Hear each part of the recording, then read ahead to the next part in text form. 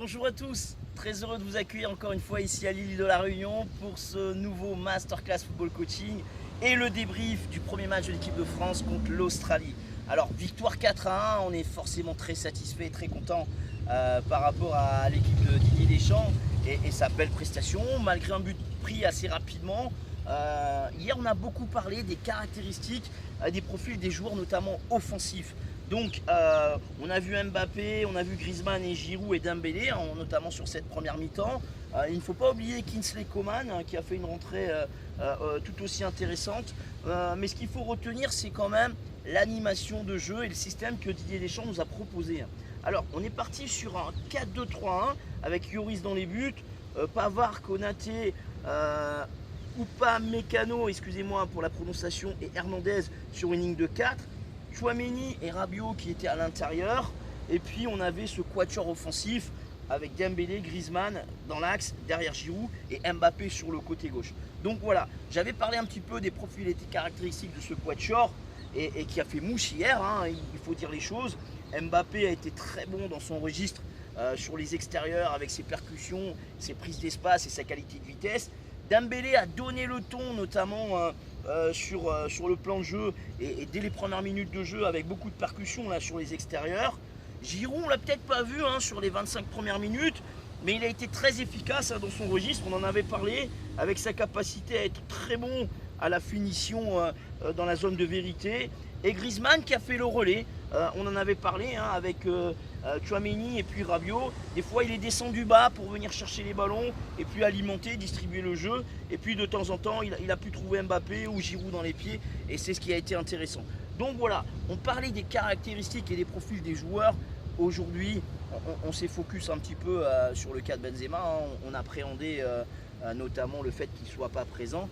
Alors évidemment c'est un élément majeur par rapport à la saison qu'il vient de faire et puis sa capacité à faire jouer l'équipe.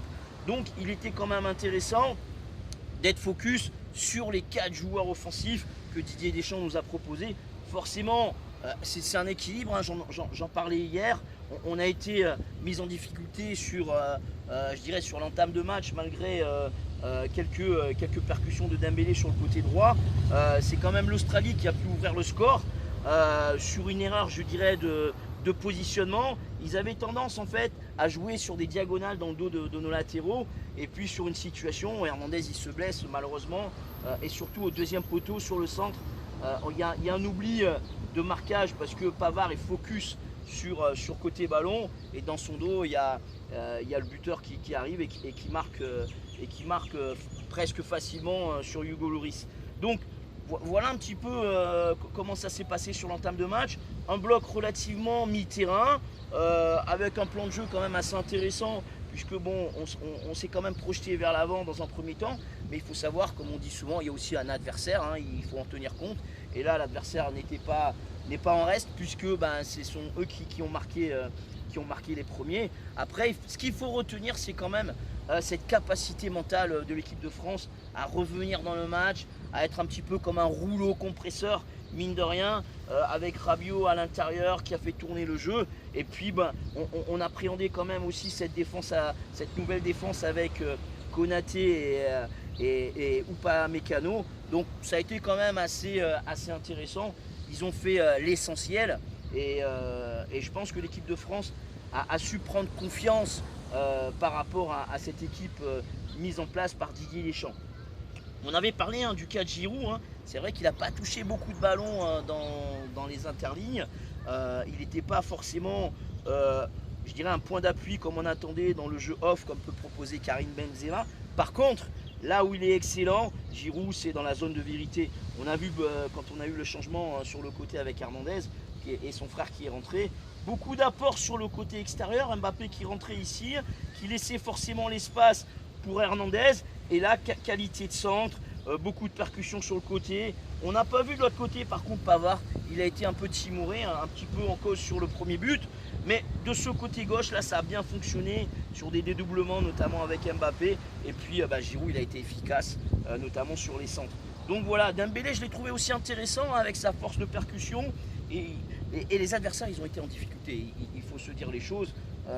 Quand on a des garçons de qualité comme Mbappé et Dembélé dans la percussion, forcément, si vous les laissez prendre des espaces, si vous les laissez prendre 2 mètres, forcément il nous pose énormément de difficultés. Moi j'ai trouvé ce quatuor très intéressant. Maintenant à savoir, contre une équipe un petit peu plus évoluée, je pense notamment à l'Angleterre, où on va voir notamment aussi contre le Danemark, voilà comment l'équipe va se comporter. En tout cas ça donne confiance, ça donne une certaine sérénité à cette équipe de France qui va proposer autre chose dans l'animation du jeu. Et puis on peut se poser la question de savoir comment Didier Deschamps va œuvrer sur sa nouvelle organisation, sur la prochaine échéance. En tout cas, moi je pense qu'on a eu quand même une certaine assurance, que ce soit sur l'animation def ou l'animation off, l'équilibre au niveau du milieu, et surtout on pose des problèmes à l'adversaire avec nos qualités offensives.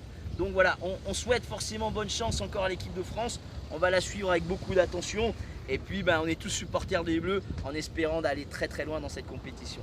Masterclass Football Coaching, n'hésitez pas à vous abonner sur ma page YouTube notamment, on se dit à très bientôt.